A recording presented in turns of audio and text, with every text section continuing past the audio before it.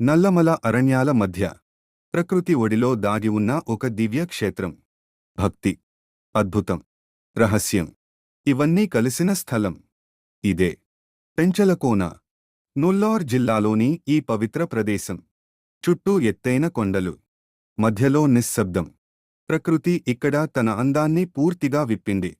వర్షాకాలంలో ఈ అడవులు జీవంతో నిండిపోతాయి. ప్రతి అడుగు ఒక కొత్త అనుభూతి.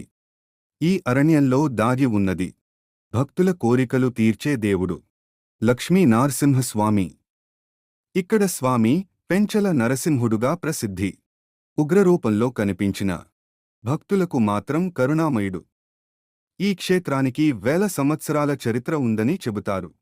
పురాణాల ప్రకారం హిరణ్యకశిపుని సంహారం అనంతరం లార్డ్ నరసింహస్వామి ఉగ్రరూపంతో అరణ్యాలలో సంచరిస్తూ ఈ ప్రాంతంలో శాంతి పొందాడని విశ్వాసం. ఇక్కడి పెంచలకోన అనే పేరు కూడా పెనుశిల, పెద్ద రాయి నుండి వచ్చిందని చెబుతారు. అంటే స్వామి ఒక పెద్ద శిలలో ప్రత్యక్షమయ్యాడని నమ్మకం. కొంతమంది చరిత్రకారులు ఈ ఆలయం ప్రాచీన రాజవంశాల కాలంలో అభివృద్ధి చెందిందని అంటారు. పురాణాల ప్రకారం ఈ అడవుల్లో స్వామి ప్రత్యక్షమయ్యాడని నమ్మకం. అందుకే ఈ ప్రదేశం భక్తులకు అత్యంత పవిత్రం. ఎవరైనా నిజమైన భక్తితో కోరుకుంటే స్వామి వారి కోరికలను తప్పకుండా నెరవేర్చుతాడని విశ్వాసం.